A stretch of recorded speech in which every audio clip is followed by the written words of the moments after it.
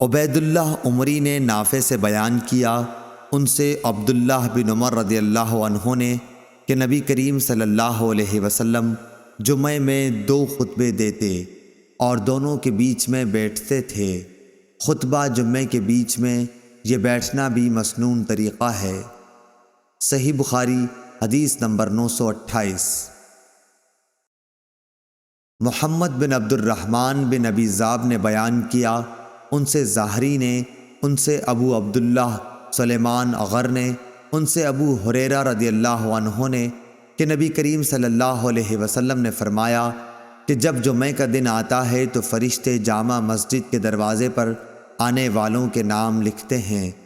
سب سے پہلے آنے والا اونٹ کی قربانی دینے والے کی طرح لکھا جاتا ہے، اس کے بعد آنے والا گائے کی قربانی دینے والے کی طرح، پھر مینڈھے کی قربانی کا ثواب رہتا ہے، اس کے بعد مرغی کا، اس کے بعد انڈے کا۔ لیکن جب امام خطبہ دینے کے لیے باہر آ جاتا ہے تو یہ فرشتے اپنے دفاتر بند کر دیتے ہیں اور خطبہ سننے میں مشغول ہو جاتے ہیں۔ صحیح بخاری حدیث نمبر 929۔ جابر بن عبداللہ رضی اللہ عنہ نے بیان کیا کہ ایک شخص آیا، نبی کریم صلی اللہ علیہ وسلم جمعہ کا خطبہ دے رہے تھے۔ آپ صلی اللہ علیہ وسلم نے پوچھا، کیا اے فلاں، کیا تم نے تحیۃ المسجد کی نماز پڑھ لی؟ اس نے کہا کہ نہیں۔ آپ صلی اللہ علیہ وسلم نے فرمایا، اچھا اٹھ اور 2 رکعت نماز پڑھ لے۔ صحیح بخاری حدیث نمبر 930۔ سفیان بن عینہ نے عمرو سے بیان کیا، انہوں نے جابر رضی اللہ عنہ سے سنا کہ ایک شخص جمعے کے دن مسجد میں آیا، نبی کریم صلی اللہ علیہ وسلم خطبہ پڑھ رہے تھے۔ آپ صلی اللہ علیہ وسلم نے اس سے پوچھا کہ کیا تم نے تحیۃ المسجد کی نماز پڑھ لی ہے؟ آنے والے نے جواب دیا نہیں۔ آپ نے فرمایا کہ اٹھو اور 2 رکعت نماز تحیۃ المسجد پڑھ لو۔ صحیح بخاری حدیث نمبر 931۔ عبدالعزیز بن انس نے بیان کیا، ان سے انس بن مالک رضی اللہ عنہ نے، دوسری سند اور حماد نے یونس سے بھی روایت کی۔ عبدالعزیز اور یونس دونوں نے ثابت سے، انہوں نے انس رضی اللہ عنہ سے کہ نبی کریم صلی اللہ علیہ وسلم جمعہ کا خطبہ دے رہے تھے کہ ایک شخص کھڑا ہو گیا اور عرض کیا، یا رسول اللہ صلی اللہ علیہ وسلم، مویشی اور بکریاں ہلاک ہو گئیں بارش نہ ہونے کی وجہ سے۔ آپ صلی اللہ علیہ وسلم دعا فرمائیں کہ اللہ تعالیٰ بارش برسائے۔ چنانچہ آپ صلی اللہ علیہ وسلم نے دونوں ہاتھ پھیلائے اور دعا کی۔ صحیح بخاری حدیث نمبر 932۔ اسحاق بن عبداللہ بن ابی طلحہ رضی اللہ عنہ نے بیان کیا، ان سے حضرت انس بن مالک رضی اللہ عنہ نے کہ ایک مرتبہ نبی کریم صلی اللہ علیہ وسلم کے زمانے میں قحط پڑا۔ آپ صلی اللہ علیہ وسلم خطبہ دے رہے تھے کہ ایک دیہاتی نے کہا، یا رسول اللہ صلی اللہ علیہ وسلم، جانور مر گئے اور اہل و عیال دانوں کو ترس گئے، آپ ہمارے لیے اللہ تعالیٰ سے دعا فرمائیں۔ آپ صلی اللہ علیہ وسلم نے دونوں ہاتھ اٹھائے۔ اس وقت بادل کا ایک ٹکڑا بھی آسمان پر نظر نہیں آ رہا تھا۔ اس ذات کی قسم جس کے ہاتھ میں میری جان ہے، ابھی آپ صلی اللہ علیہ وسلم نے ہاتھوں کو نیچے بھی نہیں کیا تھا کہ پہاڑوں کی طرح گھٹا امڈ آئی، اور آپ صلی اللہ علیہ وسلم ابھی ممبر سے اترے بھی نہیں تھے کہ میں نے دیکھا کہ بارش کا پانی آپ صلی اللہ علیہ وسلم کے ریش مبارک سے ٹپک رہا تھا۔ اس دن، اس کے بعد اور متواتر اگلے جمعے تک بارش ہوتی رہی۔ دوسرے جمعے کو یہی دیہاتی پھر کھڑا ہوا، یا کہا کہ کوئی دوسرا شخص کھڑا ہوا اور عرض کی کہ یا رسول اللہ صلی اللہ علیہ وسلم، عمارتیں منہدم ہو گئیں اور جانور ڈوب گئے۔ آپ صلی اللہ علیہ وسلم، ہمارے لیے اللہ سے دعا کیجیے۔ آپ صلی اللہ علیہ وسلم نے دونوں ہاتھ اٹھائے اور دعا کی کہ اے اللہ، اب دوسری طرف بارش برسا اور ہم سے روک دے۔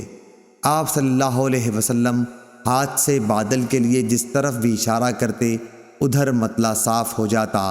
سارا مدینہ تالاب کی طرح بن گیا تھا اور قنات کا نالہ مہینہ بھر بہتا رہا، اور ارد گرد سے آنے والے بھی اپنے یہاں بھرپور بارش کی خبر دیتے رہے۔ صحیح بخاری حدیث نمبر 933۔ لیث بن سعد نے عقیل سے بیان کیا، ان سے ابن شہاب نے، انہوں نے کہا کہ مجھے سعید بن مسیب نے خبر دی، اور انہیں ابو ہریرہ رضی اللہ عنہ نے خبر دی کہ رسول اللہ صلی اللہ علیہ وسلم نے فرمایا، جب امام جمعے کا خطبہ دے رہا ہو اور تو اپنے پاس بیٹھے آدمی سے کہے کہ چپ رہ، تو نے خود ایک لغو حرکت کی۔ صحیح بخاری حدیث نمبر 934۔ عبداللہ بن مسلمہ قانبی نے امام مالک رحمۃ اللہ علیہ سے بیان کیا، ان سے ابو زناد نے، ان سے عبد الرحمن عارج نے، ان سے ابو ہریرہ رضی اللہ عنہ نے کہ رسول اللہ صلی اللہ علیہ وسلم نے جمعے کے ذکر میں ایک دفعہ فرمایا کہ اس دن ایک ایسی گھڑی آتی ہے جس میں اگر کوئی مسلمان بندہ کھڑا نماز پڑھ رہا ہو اور کوئی چیز اللہ پاک سے مانگے تو اللہ پاک اسے وہ چیز ضرور دیتا ہے۔ ہاتھ کے اشارے سے آپ نے بتلایا کہ وہ ساعت بہت تھوڑی سی ہے۔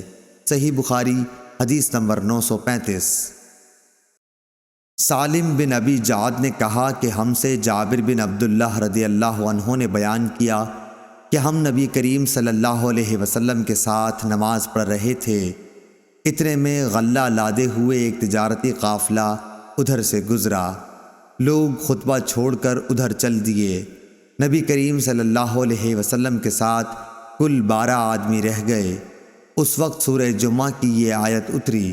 ترجمہ: اور جب یہ لوگ تجارت اور کھیل دیکھتے ہیں تو اس طرف دوڑ پڑتے ہیں اور آپ کو کھڑا چھوڑ دیتے ہیں۔ صحیح بخاری حدیث نمبر 936۔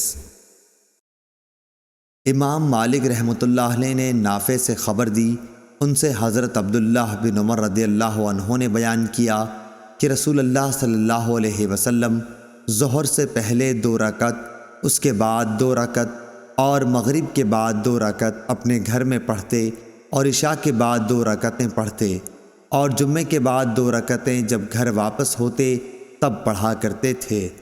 صحیح بخاری حدیث نمبر 937۔ ابو حازم سلمہ بن دینار نے سہل بن سعید کے واسطے سے بیان کیا، انہوں نے بیان کیا کہ ہمارے یہاں ایک عورت تھی جو نالوں پر اپنے ایک کھیت میں چقندر بوتی، جمعے کا دن آتا تو وہ چقندر اکھاڑ لاتی اور اسے ایک ہانڈی میں پکاتی، پھر اوپر سے ایک مٹھی جو آٹا چھڑک دیتی، اس طرح یہ چقندر گوشت کی طرح ہو جاتے۔ جمعے سے واپسی میں ہم انہیں سلام کرنے کے لیے حاضر ہوتے تو یہی پکوان ہمارے آگے کر دیتی اور ہم اسے چاٹ جاتے۔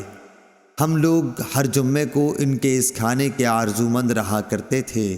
صحیح بخاری حدیث نمبر 938۔ عبدالعزیز بن ابی حازم نے بیان کیا اپنے باپ سے، اور ان سے سہل بن سعد نے یہی بیان کیا اور فرمایا کہ دوپہر کا سونا اور دوپہر کا کھانا جمعے کی نماز کے بعد رکھتے تھے۔ صحیح بخاری حدیث نمبر 939۔